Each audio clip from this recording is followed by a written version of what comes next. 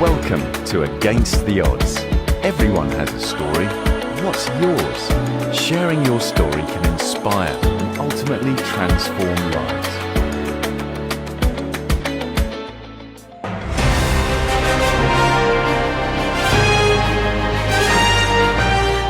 Hello everyone.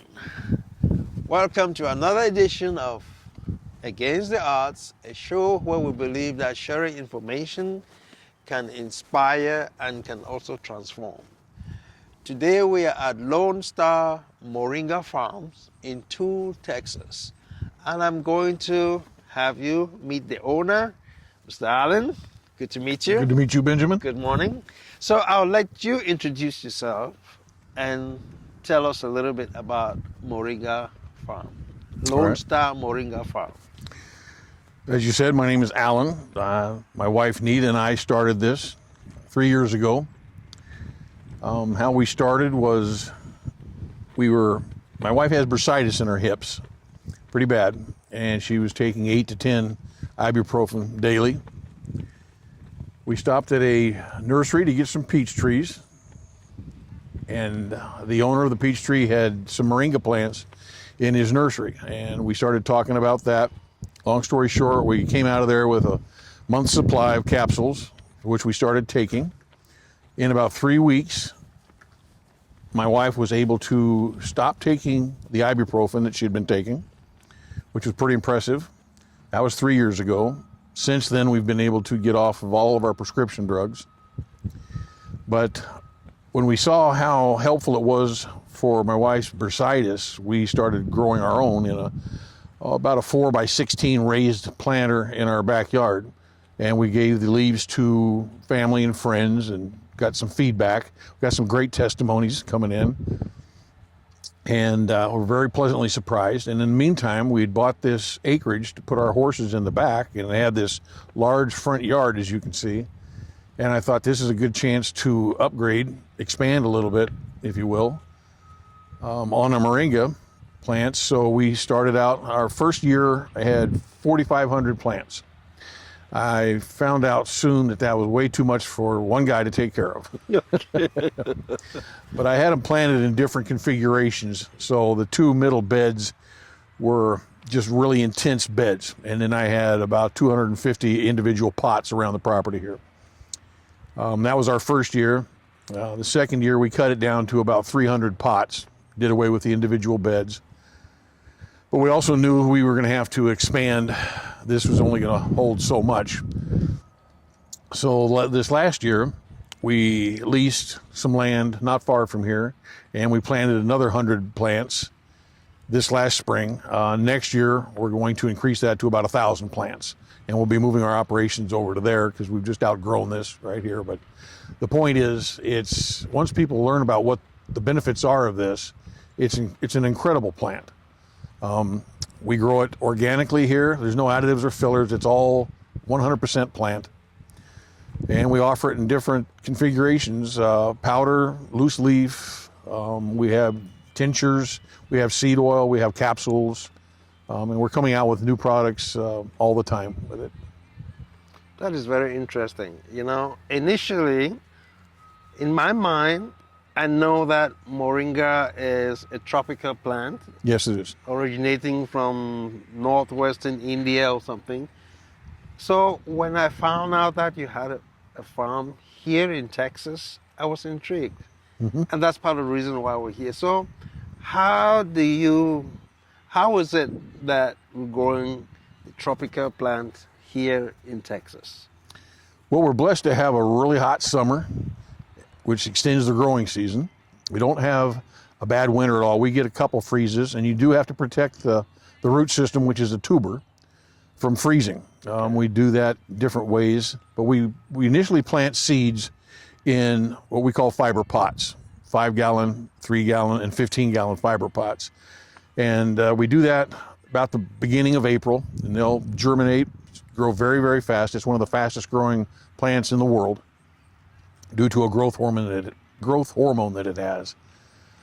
In about 45 days, we have our first harvest. It's the first of about 4 harvests we have during the summer. It gets pretty warm pretty quick here in Texas, so the plants thrive. At the end of the season, when the fall comes, the winter start or the evenings start getting down below 60 degrees, then the plant will go into dormancy. It'll just hibernate. That's when we take the plants out of the pots, clean them off. I put them in tubs layered with wood shavings, and I put them away for the winter to keep them from freezing. We bring them out again the next spring, plant them, and they've got a year's growth on them already, and they just take up where they left off in the fall. So you say you have 4 harvests during the We have about every 45 days, we'll get a harvest. We'll get 3 really good harvests, and then the final harvest will be the one in about the end of November, when we're just cleaning the plants up from whatever they've grown up to the hibernation period, the dormancy period. So were you a farmer growing up? No. We moved here about 4.5 years ago from Reno, Nevada. I am a retired general contractor. My wife is an appraiser. I thought we would just come here and maybe buy a few fixer-uppers and toy around with them for a while until we were introduced to this moringa. You know, God's put us here, and this is all I've done since then. Okay. So when you plant the moringa, is it fertilized? How is it, I fertilize it once a week. Okay. We have a biostimulant that's made from the leaves of the moringa. I have a fertigation system that you can see over here in the background that we've built that up. And it's all on a drip system. Every Monday morning we plug in the fertilizer and it goes into the drip system and fertilizes the moringa. But everything's on a drip system. You have to adjust it to make sure you're not getting too much or too little water. Moringa by nature is drought tolerant. It's pest resistant. I had one episode of some cutworms when I first started. We took care of that, and I haven't had any problems since then. I've seen grasshoppers on the leaves that they've never done any damage.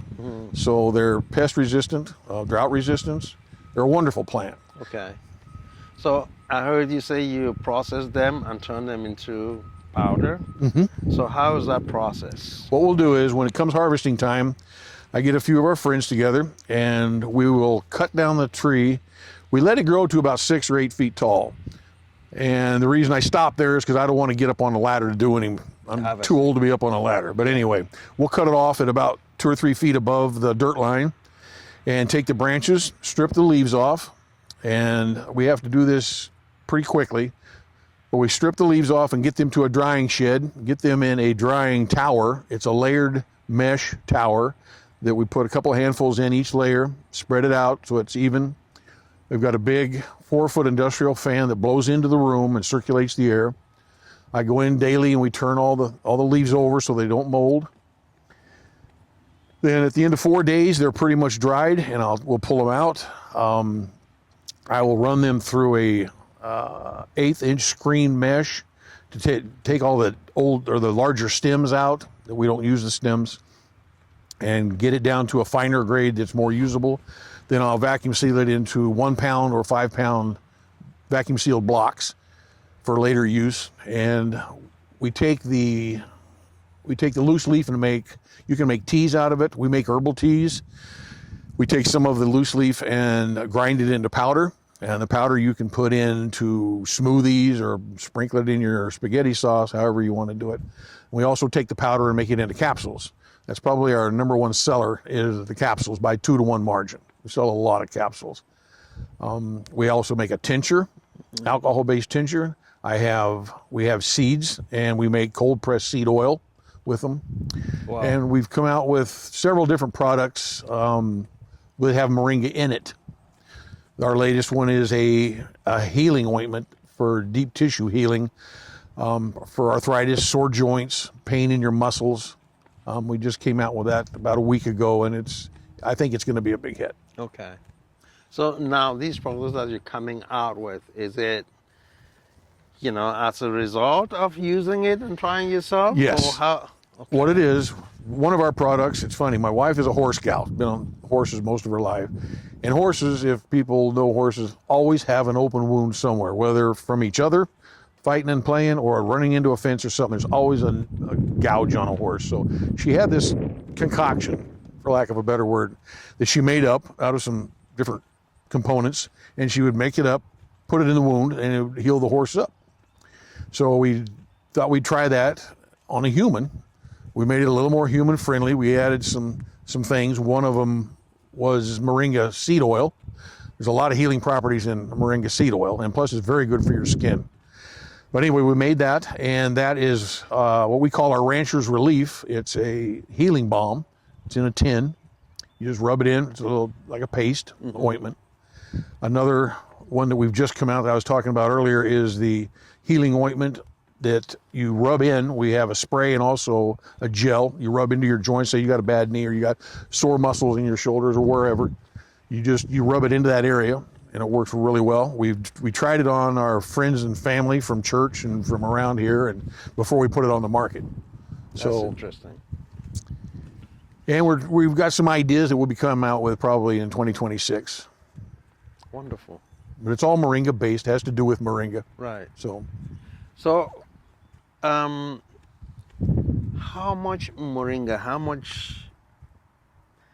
I'm just trying to wrap around my head, how much moringa you can harvest to be able to produce the products that you talk. So each product requires a different amount of moringa in different forms. Like the tincture that we make, I will take a 1 gallon jug, half a pound of moringa loose leaf, put it in a jug, put in 3.5 liters of grain alcohol, and put it away for 2 months. That's how you make it. It brews it.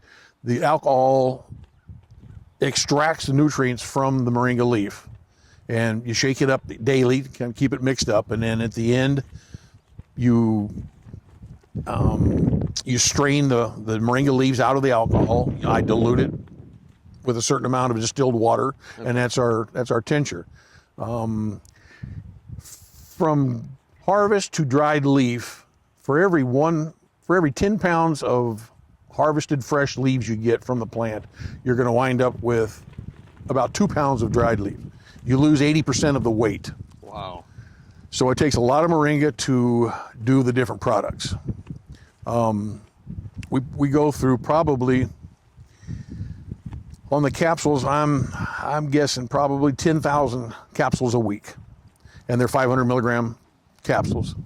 So you can do the math on that, and it's just exploding. It's growing and growing and growing.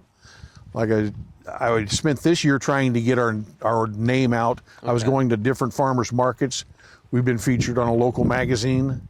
I have flyers that I hand out to anybody who will stop long enough that I can hand one to them. The word is getting out because not a lot of people know about moringa. It's native to northern India. It's not real well known in the West. Right.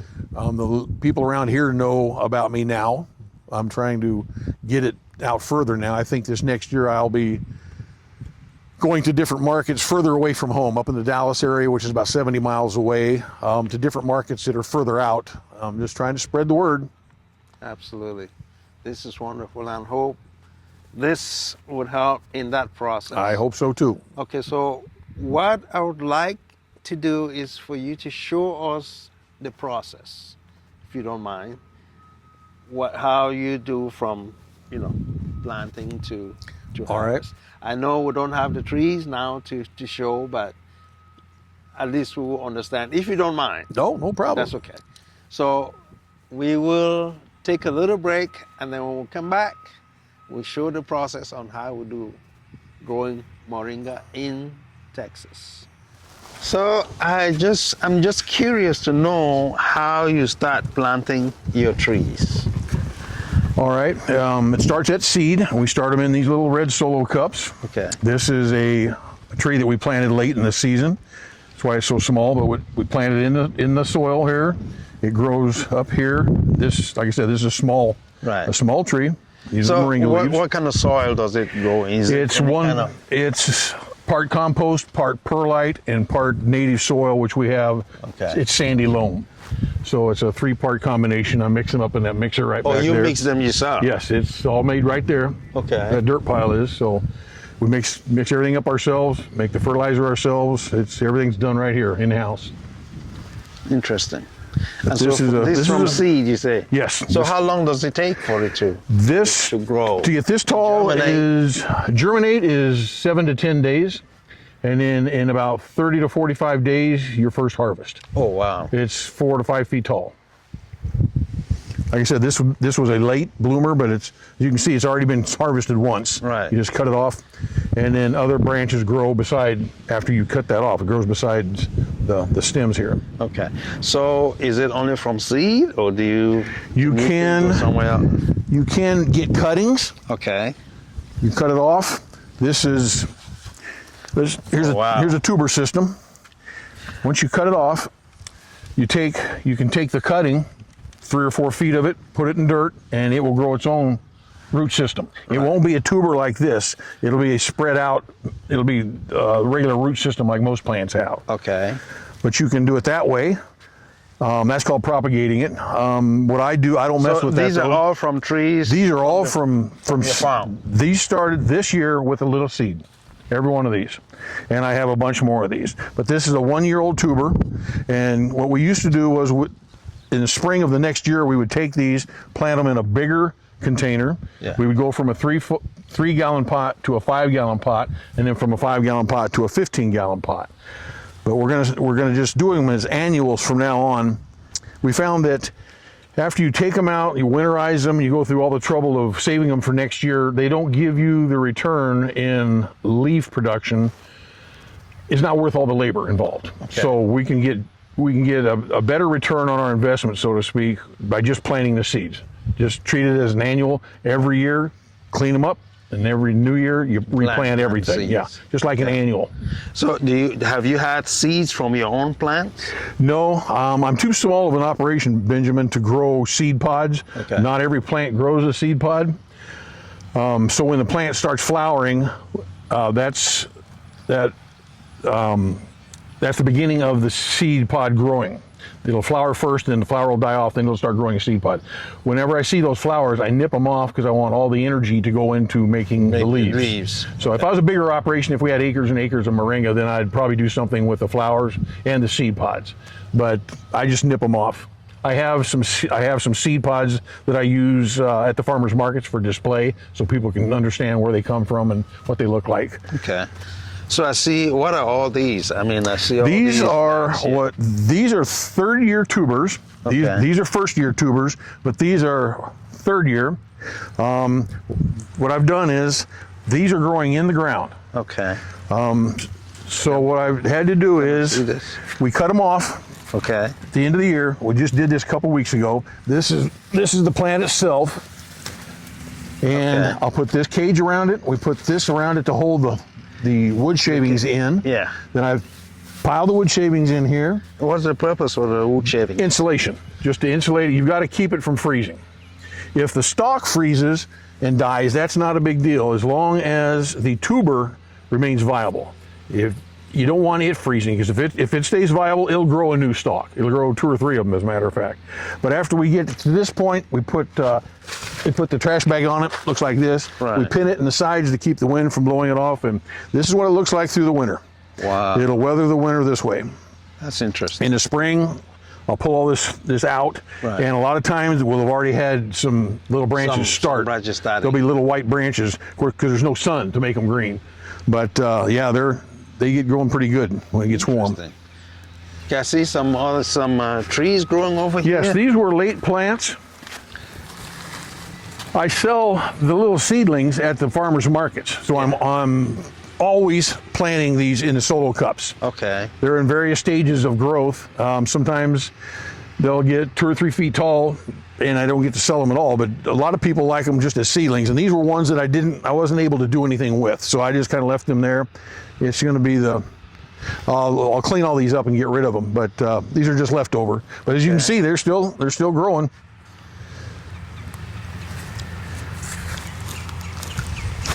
You can pull these off, strip off the leaves just like that, throw them in a salad. You can eat them if you want to yourself, but that's how we harvest it. We just pull a leaf off, Kind of sweet. pull a stem off, and keep the leaves, and we process the leaves. You guys.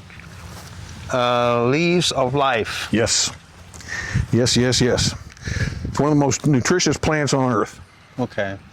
Very, very nutritious. Yeah, these are just leftovers. They'll go into the compost pile. Compost. I see them growing. Yeah, well, these are hardy because usually we've had enough cold weather that they should be looking like this. Okay. These guys here just evidently they must have a deep root down there. Yep, it's grown through. Interesting. So these are going to be transplanted. Well, not these, but you're going to plant and then transplant them to Yes. the bigger farm. Yeah, what we've taken all these pots, all the tubers that you saw in that bucket there, they're going to go to. They'll go for sale for starters. The ones I don't sell, I'll wind up transplanting over there Okay. into a bigger pot. But what I'm going to do starting this next spring is we're going from seed, right from a seed, and I'll start probably at the end of January. We'll put them in solo cups, put them in a greenhouse, and let them grow seedlings. And then when the threat of frost is gone, mid-April, something like that, we'll bring them out of the greenhouse, transplant them from the solo cups into a 5-gallon pot. Okay. And then they'll just grow from there. Okay. So if you're transplanting them to a bigger lot, why plant them in pots? Why not directly Into the ground? into the ground? It's more work to do it that way. The pots, we can, at the end of the year, the biggest benefit is we can take the tuber, cut it down a few inches like you saw on those other tubers, a few inches from the dirt, take it out and clean it and sell it. So it brings in another stream of revenue.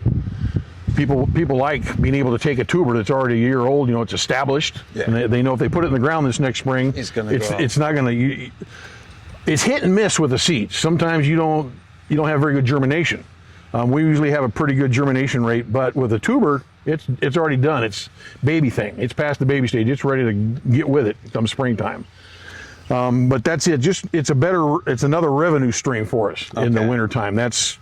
These would be great, but you'd have to pull them out of the ground to do that. So by putting them in a pot, they're disposable. You can pull them out, clean the pot up, reuse the pot next year, sell the tuber this year, and then start all over again next year. We save the dirt and amend it as we need to. So is it? I believe your community is knowing about this. Oh, yeah. And the planting. Yeah, everybody knows about me. I'm the Moringa man around here. All right. So And the nice thing about the farmers markets are everybody's got breads and donuts or crafts and beads. Nobody's got Moringa. So I don't have any competition right competition, now. okay. Right now. Who knows what's going to happen next year, but that's for right now, interesting. Well, at least you're helping people around. that's the main knowing thing. this. I'm getting the word out, so that's great. the main thing. Yeah, I would like to see the farm and All right, we can go over to the other acreage and I can show you it if you'd like. Yes, please. All right, we'll go over there then. Okay. I'll see you in a bit. After we harvest, this is what we have left. These are the branches that we've stripped the leaves from, as you can see. Yeah. And this is going to go into a compost pile. For next year, we're working on a plan to grind all this up, mulch it up, and pelletize it to make livestock feed. Chickens, goats, sheep, horses, cattle, because the stems and the stalks and the branches, along with all the leaves that we don't use, we can put in those pellets. They're still very nutritious for the animals. From what I've been told, 65% of the worldwide moringa market is agricultural, which includes livestock feed. So it's good for your horses, good for your cows. We have 5 dogs that take moringa on a daily basis. We have 2 12-year-olds that think they're puppies. It just helps their joints and their hips and just gives them a whole new lease on life. It's very good for your animals. That is interesting. So nothing is wasted from No, moringa. you can eat the roots. All parts of the plant are edible. I don't deal with anything but the leaves usually, because that's enough for me. For one guy, I've got plenty on my plate here, but we are going to move into pelletizing this instead of composting it so we can further feed livestock. Okay. Well, thank you. That is cool. Can these germinate though? You can get No, these are too small. Now this, you could take this, cut it off. Yeah. Or you wouldn't even have to cut it off, but you could just take this, stick it in the dirt, and it would grow because it's got bark on it. Okay. Even though it's a thin bark, it's got bark on it. This would grow. Interesting. Just put it in the dirt, and I would trim it up, get rid of all these little stuff here. Yeah. And for everywhere you cut, this was last year's growth. Mm-hmm. This is last year's and probably the year before. This is a 3rd-year tuber. Okay. And this dead wood here is just from the previous years. Yeah. This is all new growth here. Every time you have a cut here, there'll be 2 or 3 branches come out. Okay, I can have that. Can I have that? Yeah, Hey, you betcha. hey, that's a moringa tree in the making. So next year I Have to report on it. definitely, I'll be showing you the product of this. Well, thank you for this. We started putting down this weed cloth, and we're just going to start bringing it all this way, from gate to gate, all the way forward, and just go as much as we can. Interesting. Wow. Everything will be on a drip system. This is interesting. We got the same fertigation system as I have over at the other farm. Yeah. No tilling, you're not tilling anything, just putting the cloth on the grass. This is for weed purposes. Yeah, exactly. The weeds grow so prolifically, and I mean, we got to cut the grass at least once a week, and the weeds grow just as fast. We would spend so much time weeding, it wouldn't. This is worth it. It's worth it doing it the way I do it now. Right. I may change my mind after next year, who knows? But right now, this is the way we're going to do it. It's worked for us so far. Okay. Wow. That is. We had the tree pots. They were the 3 gallon this year. We had them 3 feet apart. Next year we're going to have them 2 feet apart. No, I'm sorry, 18 inches. We're going to have them 18 inches apart, but 3 foot this way, so you can walk in between them. So that's how we'll be able to get 1,000 on a relatively small area. Yeah. 2 feet apart, wouldn't that be too? Well, and the pot will be one. There'll be a 6-inch gap between each pot, so it'll be like a hedgerow. But it'll wind up being, the pot's about 1 foot, so if you put them 18 inches apart, that leaves you about a 6-inch gap between them. And they'll grow up, like I said, we keep them 6 to 8 feet tall. It'll be like a hedge, then 3 feet over, another hedge, and you can walk between them and Right. do your harvesting. Interesting. You're on a. That's going to be our drip system. We're going to be bringing. We'll run a line, and then it's got these little 1/4-inch droppers that feed each plant. Okay. So you set this up? yes, we have well water coming in here. I've got this. We've got this plumbed for city water in case we run. I'm going to be running a line from the city water up to here in case the well runs dry for some reason. Then we can just switch it over to city water. I have a filtration system here that takes out the chlorine and the chloramine, which is the gas in city water that you can't grow organically with chlorine or chloramine in the water. So this will eliminate that. It's all to make it organic. I'm not certified organic, but it's grown organically, just like if I was certified. Okay.